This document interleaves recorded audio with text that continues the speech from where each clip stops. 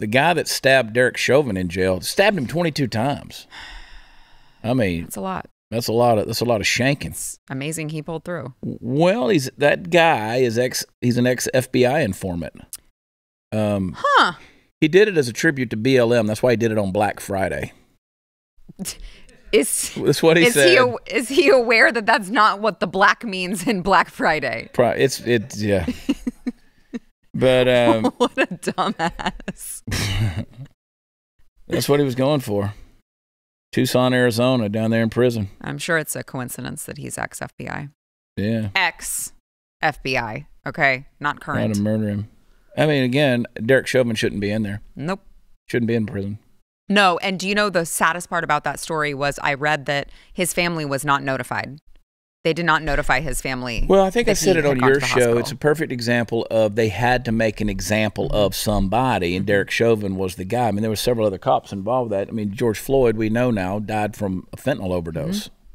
You know, where it was some of the stuff excessive. I mean, based on what the media showed you, it looks that way. But was it? I don't know. No, I don't know what. I mean, this. You know, he wasn't Saint George Floyd as the protesters want to try to make him out, and the murals try to picture him as some kind of angelic being. I mean, this is a guy who was a trash human being. I mean, he's a counterfeiting money and trying to spend counterfeit money.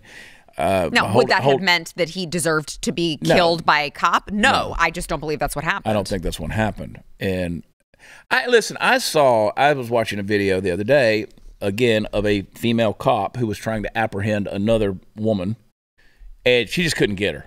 I mean, the girl was, I don't know if she was demonized or just methed out or what she was, but I mean, she had some uncanny strength about her. She was like having a conversation. It's like, you know, who hurt you? Why would you be doing this to me? Who hurt you? Why are you hurting me? She's having a conversation while she's resisting arrest down on the ground, and just like, no, I'm just not letting you put me in these handcuffs. And then the fat brigade shows up. You know, all these big pudgy cops that, you know, with a kind of a median waistband of about 58, and they're all trying to do it. Well, then the guy's walking her out to the car when they finally get her cuffed. He's walking her out, and he's got his pistols right here, and she just pulls the gun out of his deal and shoots him. No. Yeah, like in the leg or whatever. And I mean, it's like, at what point in time do you understand that cops?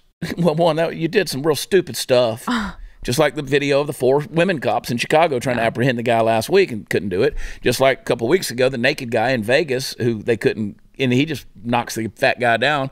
The cop gets in his truck and drives off, turns the siren on, you know, driving around naked. And so, at some point in time, you have to understand when these altercations happen, things don't go the way you think they're going to go. You know, I mean, you got a guy like George Floyd's a pretty big dude. He's on drugs. You don't know what you're up against.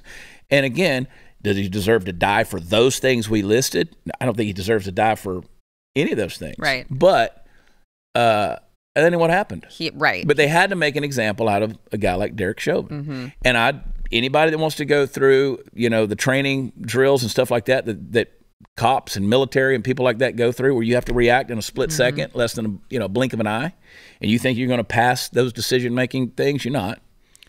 Well, I mean, I read that part of the kneeling on the neck was taught to them in training, right, as a way to handle a resisting. It is, and I mean, you've seen it before. So you've seen it numerous times. Just that in itself, it's like clearly he was just supposed to be an example. Well, you're a racist for thinking so.